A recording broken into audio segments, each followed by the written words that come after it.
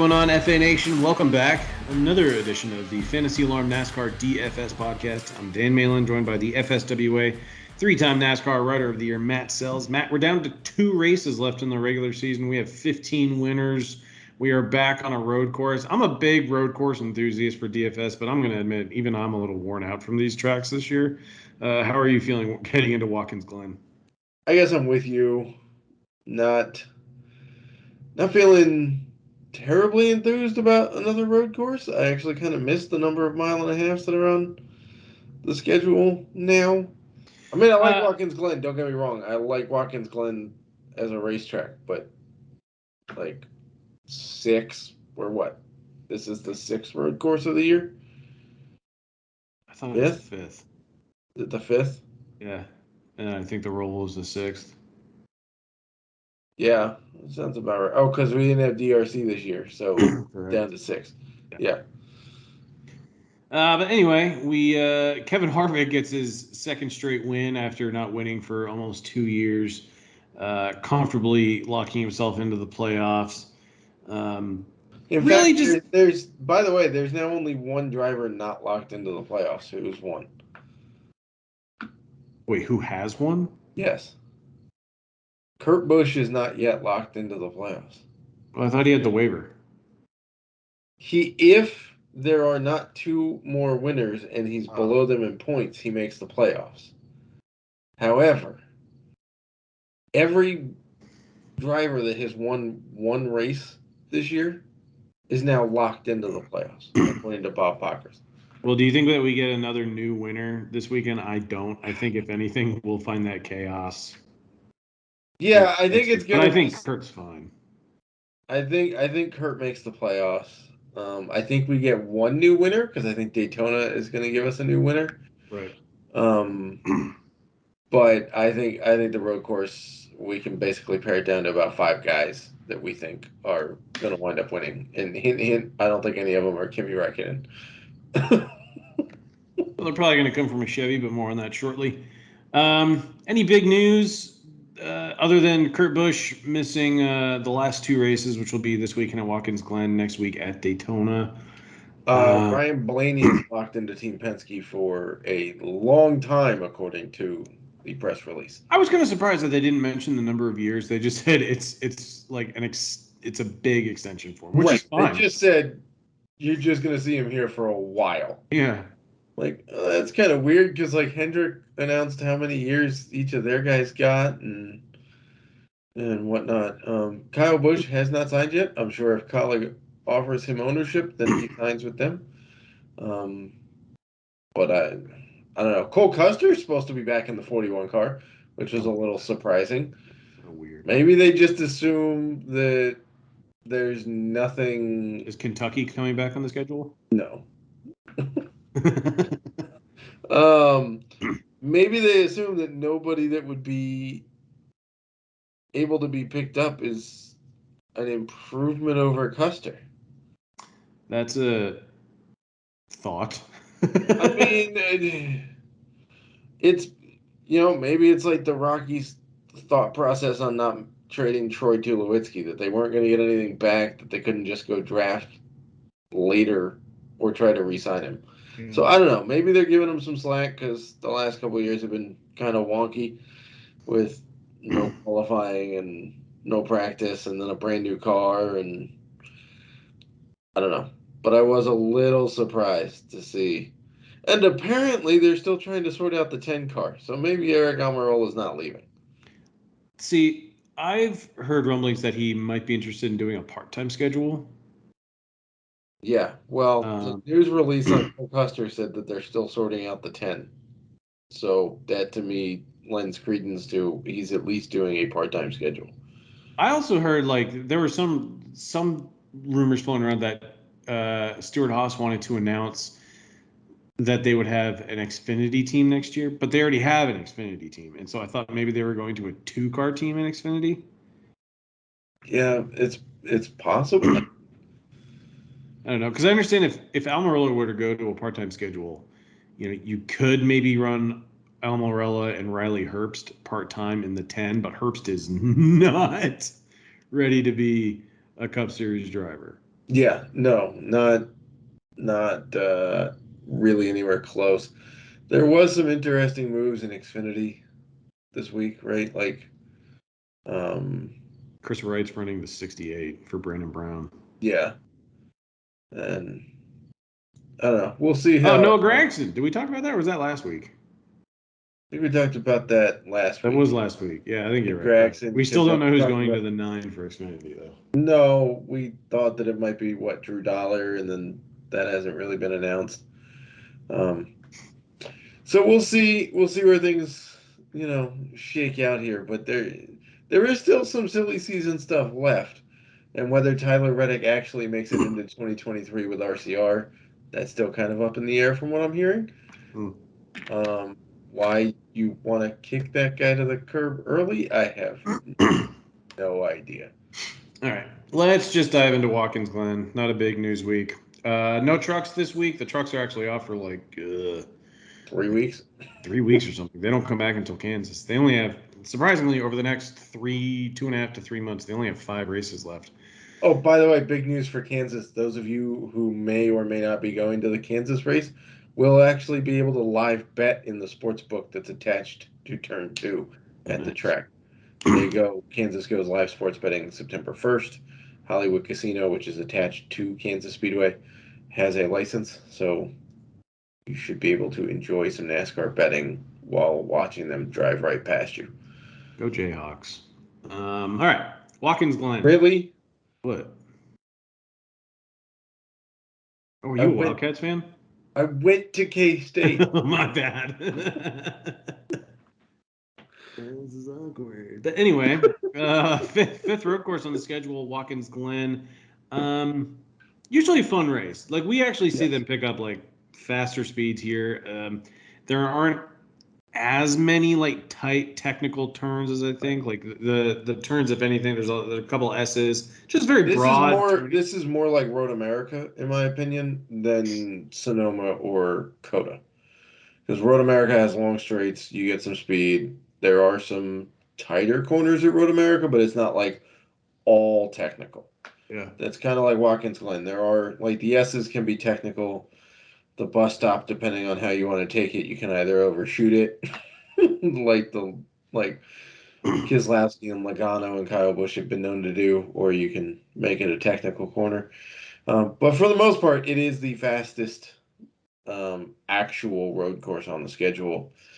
90 laps for the race That's on it? Sunday. Yes. Yeah. I thought they would have more because like Xfinity has 82, which I thought Cup would have like 100 to 110. Yeah, whatever. Go on. Yeah, no, it's 90. It's a 90 lap race for the Go Bowling at the Glen. Um, so stage breaks are going to be interesting here. I think the final stage is like 45 laps, if I'm not mistaken. Um, but yeah, so in that regard, you can't like I'm not sure we can take a whole lot from what we saw at Sonoma and a whole lot from what we saw at Coda.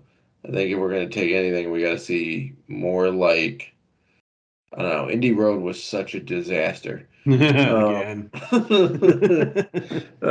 so more like Road America, in my opinion, in terms of how much speed you can carry through the lap. All right, let's just not waste any time. We did talk about how this is going to be a pretty fun field to break down. Uh, so Chevys make up the four most expensive drivers in the field. They are all $10,000 or more. Chase Elliott is 10.7. Kyle Larson is 10.5. I don't know why. Tyler Reddick is 10.3 coming out, and he's won the last two road courses on the season. And Ross Chastain is an even 10 flat. He won at Coda earlier in the year. Do you feel pretty good about Chevy once again winning another road course, their fifth this year? I mean, they seem to be the ones with all the speed on the road courses. Kyle Larson had so much speed, he tried to blame failing brakes for running over Ty Dillon at Indy Road when it actually wasn't failing brakes. It's just him failing to brake. I'm with you. I don't get the Kyle Larson at 10.5. He just hasn't been Kyle Larson this year. Mm. Um, I mean, yeah, he clearly had speed at Indy Road before he went right into the wall. Um, but I can't. unless he has an incredibly dominating practice and is on the pole. I can't make myself reasonably pay 10-5 for Kyle Larson right now. For the record, just for what it's worth, Chevrolet is minus 140 as of Thursday night to win the race, and that's according to DK Sportsbook. Ford is plus 200, and Toyota and their 7 drivers and their awful setups on road courses this year, they are going off at 5-1. Hey man, Bubba had a top 5. What's that? I said, hey man, Bubba had a top 5 on a road course. That is true, but if we're going to be honest with ourselves, and everybody else wrecked out of the race. I was a big fan of that because I had him at 100-1 to finish as the top Toyota, and I was very happy that day. But the Toyotas, and I guess this is a good segue, but they've just been absolute trash. Yes. Do we think that they figure it out this week, or is Martin Truex Jr., who is a good road course driver, but are we expecting him to probably maybe put all his eggs into Daytona instead? I don't know, man, because Daytona's never really been his track. His track. Like, I mean, I understand putting all your eggs into a chaotic race, but I'd rather do it at a skill set that you're better at, which is clearly road course racing as opposed to plate racing. Yeah, I don't know what to do with the Toyotas this week. I mean, you've got obviously Truex still needs to win to have a shot at the playoffs at this point. Kyle Busch is fine. He's locked in. He just needs a contract. Denny Hamlin, I literally cannot peg from week to week. Like, I feel like I had a decent read on him last week at Richmond. That he was going to lead some laps and finish solidly, but not, like, be overwhelming. But at road courses this year, JGR has just been terrible. And Christopher Bell, I was going to say, like, I don't mind Christopher Bell, but then I flash back to Sonoma and he didn't move anywhere. Like, he started 31st and finished 27th. Somehow put up 9 fastest laps and couldn't figure out how to pass anybody. While Austin Cindric made it to the top 10 starting 25th. So, I don't know. I can't say it's a pure fade on all Toyotas, but it's pretty close to that this week. I will say that I'm not thrilled about playing any of the Toyotas, but on DK Sportsbook, Martin Truex Jr. is 20-1, Kyle Busch is 25-1, so is Denny Hamlin. Christopher Bell, I might have gone right past him. Oh, he's 18-1. But I mean, if you're looking at DK Sportsbook and pricing relative to the odds, right. Chase Elliott and Tyler Reddick are the favorites on the sportsbook. Elliott is 5-1, Reddick is 6-1. Austin Cindric is 10-1, and he's the 5th most expensive driver. The one that kind of stands out to me is AJ Allmendinger, who is the 6th most expensive driver on the board. But at the same time, he's getting 15-1 odds. He was 25-1 when they opened up. Very interesting because the line is moving in his favor. Obviously, he's a noted road course ringer. He won Indianapolis last year. He almost won COTA this year. Aside from those 2 races, pretty sure he won at Watkins Glen early in his career. I think you're right. And then in his 3 Xfinity races, I think since 2018, he's been the runner-up. One of the years he was disqualified. So this is a course that he's very familiar with. Are we okay paying the $9,600 price tag? Because his results overall this year, he doesn't have a single top 5. Now, granted, he was close to winning COTA before he was spun by Chastain. Is this a price where we can pay up for Allmendinger with confidence? I mean, I'd rather bet him than play him in DFS. I'm probably there with you. Like, if I'm in that range, why wouldn't I just go down $200 and play Daniel Suarez, who's been just as fast as his teammate on road courses and won on one of them? I don't know. It sounds weird to say Allmendinger isn't really all that playable, but at $9,600, that's, I mean, to give you an idea, he was 8,800 at Sonoma when he started 16th and finished 19th, and everybody thought him starting 16th at 8,800 was a steal. Turned out not to be. So yeah, I mean the COTA result obviously finishing 33rd. Not great considering the fact he was running third like in the last corner and then got spun and just could not get back on the track. Um, but I'm there with you. I mean, it took kind of chaos for him to finish seventh at Indy Road. So I'd rather dip down a couple $100 and go play Daniel Suarez in a car I trust a little bit more right now. Was there anything else you wanted to add regarding Larson, Reddick, Chastain? I know after you finished on Elliott, we kind of just jumped right to the dumpster fire that has been the Toyotas. um, I mean, it's hard to ignore Tyler Reddick. He's won the last two road races and done it in pretty dominating fashion as well. I mean, he ran down Chase Elliott at Road America and then just drove away from him. I was not expecting him to, start on the pole and win at Indy. I honestly thought that was a race where that team and him specifically, I thought that they were just going to go race for points just to kind of secure their spot in the playoffs. And they went out and won, so they really secured their spot. But yeah, what he's done this year on road courses, very impressive. And he still has a track like Miami on the schedule in the playoffs where he could go out and run very well at that track and high tire wear, and he can run along the wall. Very interested to see how deep he can go in the playoffs this year. And he's on a hell of a run. Yeah. By The the last way, few races have not been great for him. just to clarify, that Chase Elliott has almost locked up the regular season title. He's 116 points ahead of Ryan Blaney, who's in second. So that would be a huge playoff boost for Chase Elliott because you do get a chunk of points for winning the regular season title that carries into the playoffs. But I don't know. Do we really think that Tyler Reddick can show up a third time and have a Sure. phenomenal and win three straight road races like out of nowhere? I mean, he's run well here before. He finished 10th here last year, right? That's reasonably impressive for a first time. Are you Well, pitching him as a fade option simply because he could be so popular coming off back-to-back road course wins? I mean, he's going to be popular. I think you kind of got to play him in cash, um, just because he's going to be popular, right? So if he screws you, he's screwing everybody, and you still have a shot at cashing. And if he doesn't, you're not going to make up ground if you don't have him in your lineup in cash. GPPs, I don't know. It's I think he and Chastain are going to be the two most played in this group. I don't think it's going to be Chase, and I definitely don't think it's going to be Larson. It definitely won't be Larson.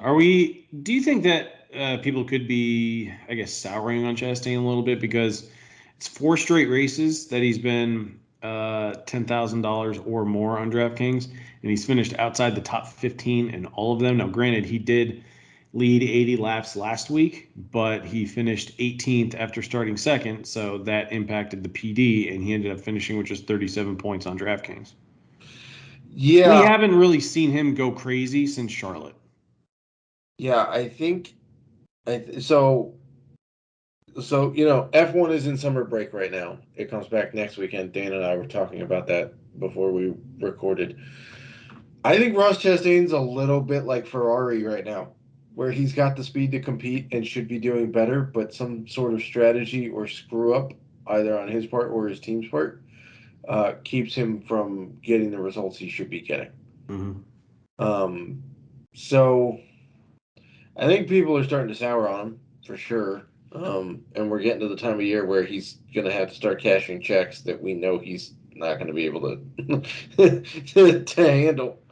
Um, so yeah, I would imagine that Reddick would be pretty popular. I would probably say that Elliott's probably number two in that grouping, then Chastain, and then Larson may be one of the least played guys at that like not just at that price point. I'm just saying like you have to compare him with the dudes that are less than 6K to find his percentage. I would imagine. Is there anybody under Daniel Suarez that we haven't really talked about? There, you got basically. I'm asking if there's anybody in this 8K to like 90, 200 range like I mean, Blaney. Blaney needs a win, Yeah. right? The only way he's getting in is if he either wins Daytona, which he's won a plate race before, Or if there's just or repeat winners. um, Well, he wins if like one of the 15 drivers that's already won. yes, he's in if there's repeat winners, Yeah. No because new Kurt winners and Busch, Blaney's win. Blaney's in. assuming that he doesn't screw up and Truex passes him in points, but because Truex, see, that's the interesting part. Truex is only 26 points behind Blaney. So let's put it this way: if there's no new winners, Kurt Busch counts as being in, right? He'll qualify like 15th, basically. So the cutoff then becomes, let's see here, we've got, yeah, Truex is like the first one out right now. He's 26 points out. Almirola is the next one out at 214, so that guy definitely needs a win. He could win Daytona. So if Truex can simply outpoint Blaney in 2 weekends, then Truex can get in without a win. It is possible, assuming that no new winners happen. But yeah, that's kind of, these two dudes are hanging in the balance. Can Ryan Blaney do well at a road course? Maybe. I don't know. We haven't seen him be all that convincing at Watkins Glen previously. His best finish in the last 5 races here is top 5. Other than that, it's 8th, and there's 3 that are outside the top 10. So maybe because desperation is kicking in, but again, I'd probably rather play Briscoe or Bell. I was going to Or ask you about Briscoe because he's 15 to 1 on DraftKings Sportsbook right now. It's like tied for the eighth best odds with AJ Allmendinger currently to win. He's plus 180 for a top 5, and for a top 10, he is minus 200. I don't really get that because he's basically since his very impressive win at Phoenix over 5 months ago, he has two top tens. right. One came at Charlotte. The other came, I think that was Dover. But I just haven't really seen great success on road courses for him. Even when he's been on the pole, like at Gateway, and we all thought like, oh, the 14 is fast. Briscoe can get a boatload of Dominator points, and he only led 27 laps and he finished outside the top 20. So I don't really get the love for Briscoe this week. Yeah, I mean, I will say that in his last 10 Cup Series road course races, he's got 3 top 10s. And none of them have come. He did that in his first 4, and then he's not finished better than 13th in the next 6. So there is that. But I'm just saying, like, if we're going to play a guy that we kind of deem as a little riskier on road courses, I mean, I'll take the savings and play Briscoe because he did decently well at this discipline in Xfinity as well. And this is a less technical road course, which should help him a little bit, although at his home track in Indiana didn't do very well. Um,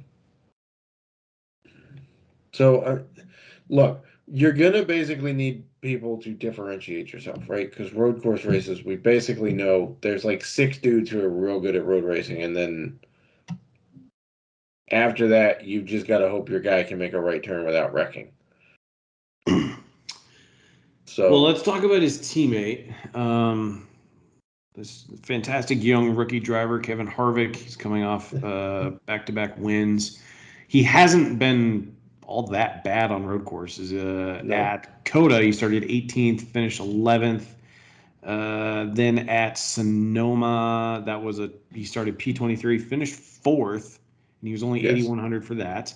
Then you go to the 4th of July weekend at Road America. He started 28th, finished 10th, and he was only 8,100 for that. He's coming off back-to-back wins, so he has some momentum. I don't consider him a great road ringer by any means, and I for all like the good results that he's had this year, he did finish 33rd at Indy, but I don't really care because that race has been very hard to predict and just came with a ton of Yes. variance the last 2 years. So he has momentum. He's coming off back-to-back wins. That car has been very solid this year when the setup is right. And I don't understand why he's priced down to 8,400. I don't expect him to win, but I thought he would at least be 9K. Yeah, that's pretty weird pricing for a back-to-back race winner and a guy who did it in relatively dominating fashion. Um, and not to mention that if we're going off of track history, he's got 3 straight top tens at Watkins Glen, 10th, 7th, and 8th, and in 2 of those he started 15th. Yeah. So he started 15th, and finish, and sorry, 15th, and 5th, and finished 10th, 7th, and 8th. He's a cash So game play, man. yeah, guy is Mr. Top 10. That's what he's been doing all year. He hasn't stopped. Um, he, he basically said that they're not laying off heading into the playoffs. They just want to keep this, keep doing everything right that they've been doing. Um, so yeah, I look. He's probably going to be. Do you think he's got a shot at being the most popular play? Yes.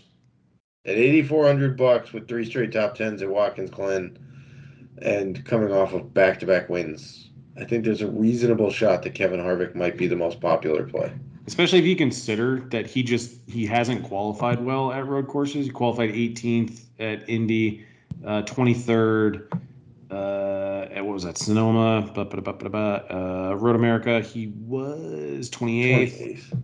and then Coda, I think he was 18th as well. So I mean, he's qualifying outside the top 15. He's right around the average price for a driver on DraftKings. 3 straight top tens at Watkins Glen. So if we're assuming that he's just going to finish or qualify outside the top 15 and still have a really good shot at finishing in the top 10, then yeah, he's going to be among the most popular played. Could be Yeah, the most popular. he finished 11th, 4th, and 10th in the first 3 road races of the year. He's And he minus started 110 for top 10. 18th or worse in all of those.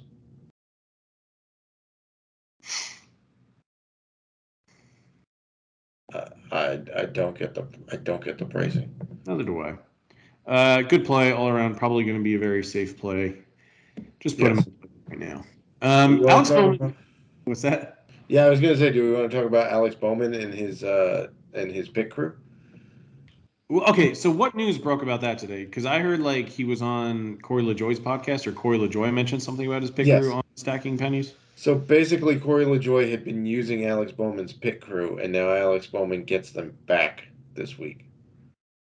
Oh, interesting. Could that explain his?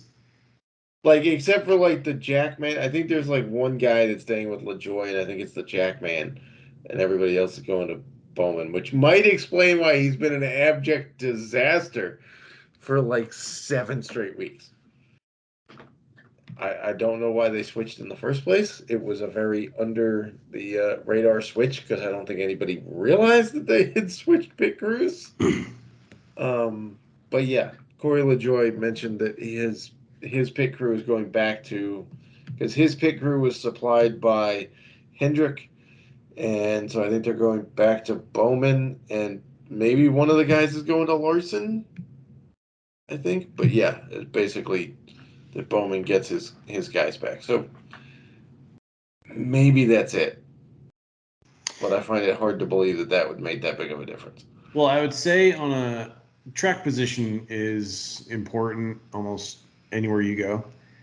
At a road course, it's incredibly important just because as the green flag runs go, like the field just gets stretched out, it does become a little more difficult to pass. So if you can have a fast pit crew to help you get on and off pit road as fast as possible, especially under any cautions, that's only beneficial to you. But at the same time, Alex Bowman is only $8,000. I know the results have been a little rough this year. He did finish 12th at Road America, 16th at Sonoma. Okay. He finished second at Coda. He was in contention with Chastain and Allmendinger at the end. Came up a little bit short.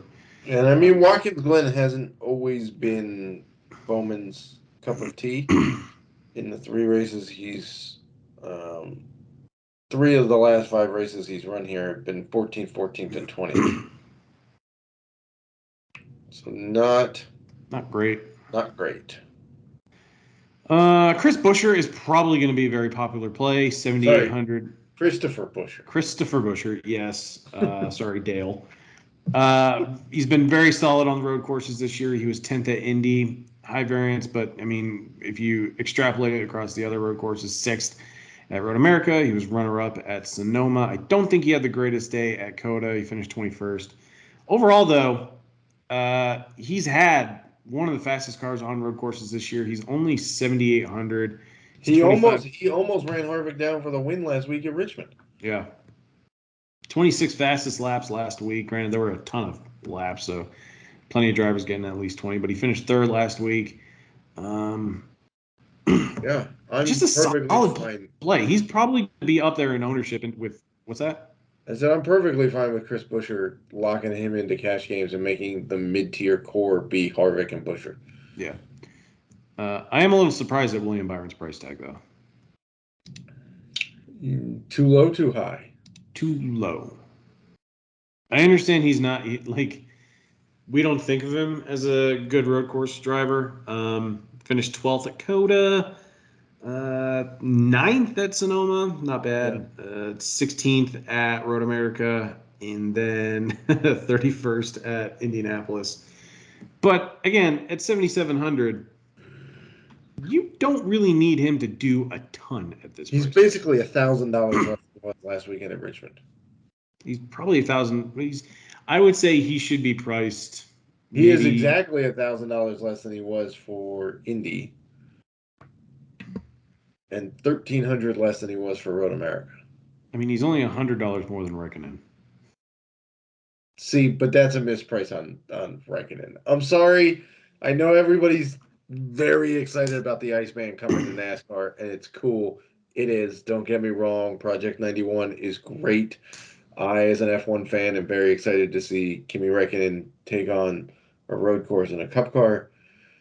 But can we seriously cool the damn jets on Räikkönen? Like, Dan, you got him at 50-1. And I don't like that. Right? Yeah. He started at 150-1. Yeah. And almost immediately fell to 50. Like, I was on a Twitter thread with, I think, Nick Griffin, and I think Ryan Stevens was on that too. Ryan Stevens was in there too. And they were like, over the course of a few hours, it went from like 150 down to 50-1. I'm like, why is everybody betting money on Räikkönen to win? And then he's sitting at plus 170 for a top 10 on DK. What? Well, I think if you're just, this isn't an oval. It's a road course, and so it's probably the most comfortable format for him to be racing on. Okay, but they drive completely different. Like a NASCAR Cup car is twice as heavy as an F1 car. Fair, and I don't think he's going to win, and I don't really regret the bet too much because it wasn't a lot of units. In terms of what I play for units, it was maybe 0.4 units. But anyway, it's still a Trackhouse car, and they've won 2 road courses this year. I mean, and I wish I got him at longer odds, like 50-1. I don't love I wish I could have gone him at a little longer, but 7,600. I'm kind of with you that he shouldn't be priced up this high. I think he should probably be $1,000 cheaper. But didn't Juan Pablo Montoya win his first career Cup run or Cup race? Yeah, but that's going back a ways. Marcus Ambrose had success early in his career in a Cup because it was a road course. But, I don't know. So an F1 car weighs, we're going to do some math here, weighs 798 kilos. And there's 2.2 pounds per kilo. So that's 1,755 pounds. A NASCAR Cup car weighs 3,300 pounds. So it weighs almost exactly twice what an F1 car weighs. It's got less horsepower by about half. It just handles, and I know he did laps. He got laps in on Virginia International Raceway, which is a very cool track in Southern Virginia that IMSA runs and whatnot. But he's never raced Watkins Glen because F1 doesn't race it.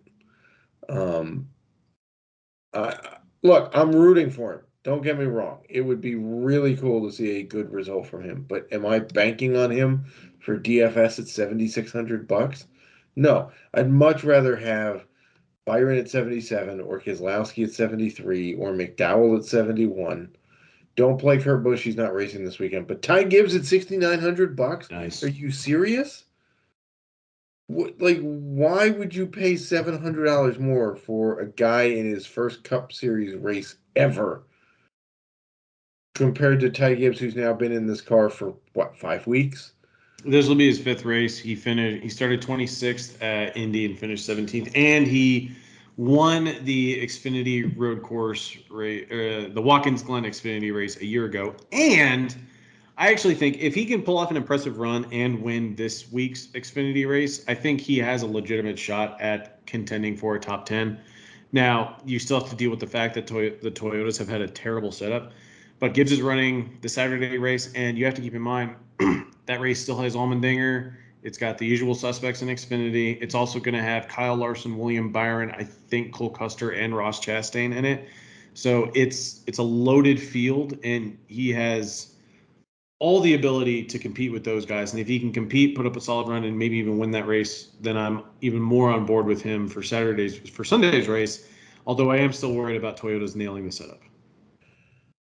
Yeah, I would contend that 2311 has had better setups than JGR for road courses. You're probably right. I mean, it's not a high bar to clear. Let's clear that up right now. But I would say that Bubba's runs and Kurt's runs at road courses have shown more speed. Maybe not always the results they should have gotten, but more pure speed out of those two Toyotas than we've seen out of the 4-car camp of JGR. So, and Ty Gibbs is really good on road races. Like, Yeah. he won it. Didn't he win the Daytona road course in So his he won first the Xfinity Daytona race? Road Course in his Xfinity debut when he was priced magically under 5K on DraftKings. It was so awesome. Yeah. Uh, Didn't and he then did well at the Portland disaster of a race in Xfinity this so year? that was Allmendinger, but Gibbs did win Road America, which you were saying was probably closer to Watkins Glen. Right. So, like, why would you jump for Kimi Räikkönen just to feed into the frenzy? And if you want to get some international flavor, I think Mike Rockenfeller can give you that at 5,200. Okay, he's He, not American. no, he's German. That Rockefeller I sounds mean, super by the American. way, this race is setting NASCAR history for the most nationalities in a grid to start a NASCAR race ever. There's 7 different nationalities in this race. Look at that. So Daniel Suarez is Mexican. He's a full-time driver, obviously. We've got Yeah, Kvyat is Russian. Hezemans, I think, is Swiss, if I'm not mistaken. Kyle Tilley is British. Rockefeller is German. And Iceman is Swedish, if I'm not mistaken. nice. Um, so yeah, so you've got quite the group here. But I'm just saying, like, if we're going with road course ringers and you want F1 flavor, I mean, Kvyat was terrible at F1, but he's still cheap as I would not play Kvyat. I That would. car's garbage. It is. But I'm just saying, like, No, why it's is bad why is Raikkonen priced $2,500 more than? because he's in a trackhouse car. Is it worth that much? It might be. They've won Chastain's been two in a good trackhouse races. car all season. In the last 5 races, he's been garbage. Sure, but there are also people that are gunning for Chastain, and then there's also Chastain and the fact that he's a super aggressive driver, and he's wrecking himself more than he's actually taking other people out with him. I mean, the hashtag facts on that one. But like, yeah. So I don't know. I don't want to poop all over Raikkonen. Maybe he goes out there and sets like a real good practice time and qualifies well, and then I look like an idiot. But I'm not sure he finishes top 10. I'm trying to see if there's anybody in this lower tier that might interest me. Cole Custer, maybe, but at the same time, I mean, Probably not. well, he finished ninth at Indy, which we've touched on. He was 15th at Road America, but like, I don't know what to do with Austin you Dillon. never feel well. All right, so we talked about Dylan on the last road course podcast. It was Right, because he had the 2 top 11 finishes to start the year, and then like since then, 3 top 11 finishes, and then he was caught in the disaster fest that was Indy. okay. This But value like tier, Road America wasn't great either. yeah, that's fine and that's fair. I think what it's going to boil down to with this value tier is that it's going to come down to like who's fast in this range and who's offering PD. Right. Um, I don't know. Do, I do didn't we like. trust Bubba for a second road race? I'm not. That's about the He's answer I only expected. 68. Yeah. I mean, he's only 60. Like he was probably not worthy of the $8,000 price tag last week, but I could stomach paying 6,800 for him. Maybe hoping he can get a top 15 with some PD because I mean he still finished in the top 15 in 6 straight races with 3 top 5s in that span. One of them being a Yeah. road course. Yeah. I mean, they have certainly But found some. other than that, he's been terrible, and he's even said like the joy on Bubba's face after Indianapolis of getting a top 5 just kind of should let you know how historically bad he is on road courses if he got Mhm. that excited for a top 5 finish at Indy. He was celebrating it like he won a cup championship, and it was a top Yeah, right. 5. He was celebrating that he avoided the wrecks, right? Because that's what happened. By the way, Ty Dillon's mispriced. There's no reason for him to be below LaJoy or Hand or Rockenfeller. Um, Ty Dillon is a very sneaky good road racer. I know Indy didn't work out for him, but Well, I mean that was Kyle Larson that was kind of ended it. exactly. He was, if he hadn't gotten run over by Kyle Larson, he finishes a lot See, better. Ty Dillon is just going to be that guy that's probably going to qualify outside the top 30, and then if he finishes like 22nd, you just take it and run. I mean, he qualified 33rd and finished 20th at Coda, Yeah. right? And then we get to Sonoma, qualified 34th, finished 23rd. And then we get to Road America, qualified 30th, finished 20th.